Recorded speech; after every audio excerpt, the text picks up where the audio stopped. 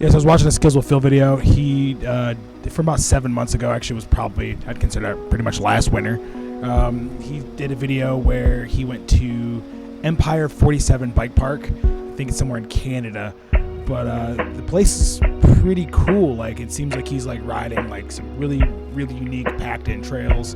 And honestly, there's a shuttle lift there for, we're talking like specifically groomed trails for fat bikes. He was saying like some of these trails are specifically made that don't exist in the summertime, but are just kind of traverse the mountain in a weird way.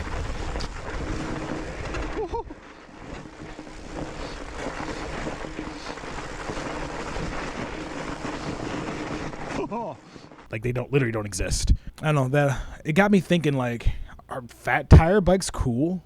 Never cool. You can never ride a fat tire bike. Because it only serves one stupid purpose. Eliminating another contaminated bike. There's no waste over the bike, another bike, over there, to have what you want every day. Like, seriously, you guys are just focused on a fat tire. Is a fat tire bike actually worth putting in the arsenal and buying a whole other bike just to, like, you know, every once in a while ride in the wintertime? I mean, that includes, like, you now got to get gloves, I got to get shoes, I got to get more winter gear, which just adds up. Where do you really draw the line? I feel like you could find some fat tire bikes for pretty cheap, and you're not going to really be able to push them as hard as you really think you're going to be able to push them. So I feel like it's kind of worth it in a weird way. Maybe we'll go on to explain that. I don't know. You know, I got dressed for this video, so...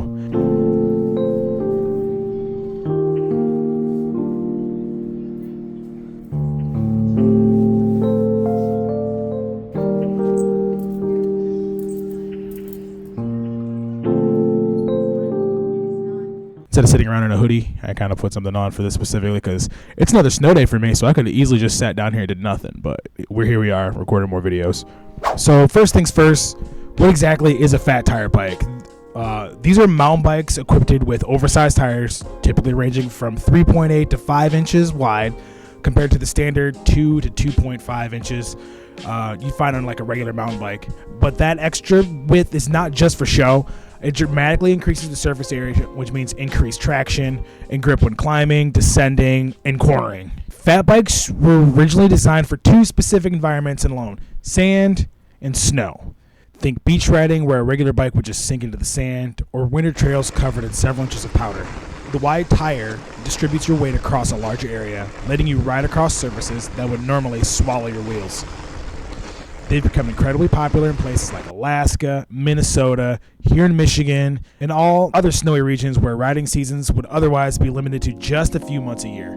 Now, when you're shopping for a fat tire bike, you'll encounter the same questions you'll face with a regular mountain bike: hardtail or full suspension. Hardtail fat tire bikes have front suspension forks but no rear shock. They're lighter, more affordable, require less maintenance for when all of those bearings eventually blow out. For snow riding and relatively flat terrain, a hardtail is often all you need. The fat tires themselves provide a surprising amount of natural suspension and cushioning. Full suspension bikes, however, they add a rear shock to the equation. But honestly, I don't think it's necessary for most riders. Here's why. You're typically riding on softer materials like snow and sand, which already provide natural cushioning. The fat tires themselves act like suspension, absorbing impacts and smoothing out the ride. Adding full suspension means extra weight, more complexity, higher cost, way more maintenance, and the benefits you probably won't even notice. For the vast majority of fat tire riding, a hardtail is all you need and arguably the best choice. Let's talk about winter riding as a whole, because this is where fat bikes really shine. For decades, mountain bikers in the cold climates basically hibernated from November to March. Sure, you could brave the cold on a regular bike. Oh my God. But once the snow and ice arrive, riding becomes dangerous and frankly kind of miserable. Fat bikes change that equation completely. Winter mountain biking has exploded in popularity over the last decade, and it's not hard to see why.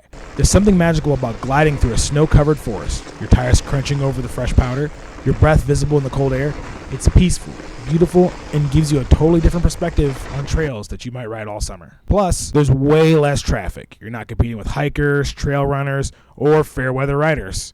It's just you, the woods, and the winter wonderland. The fat bike revolution has created an entire winter riding culture. Ski resorts are opening their cross-country ski trails to fat bikes. Communities are developing dedicated fat bike trail networks with grooming equipment to pack down the snow. There are winter fat bike races, group rides, or even fat tire bike bikepacking trips.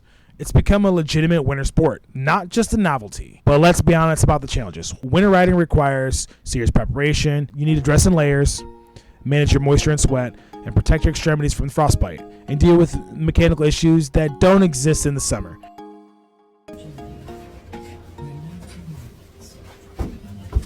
Chains can ice up, brake cables can freeze, and batteries and electronic shifting systems completely drain in the cold. You also need to be aware of trail conditions and etiquette. Riding on soft snow before it can be properly packed can ruin the trail for everyone. Once it freezes, it just freezes that way, and now you have ruts everywhere. And if ski trails are designed for skiing only, we need to respect that. The physical challenges are different too. Riding in the snow requires more energy than summer riding. You're constantly making micro adjustments for balance, pushing through resistance, and working harder for every single pedal stroke. It's an incredible workout, but it's also humbling.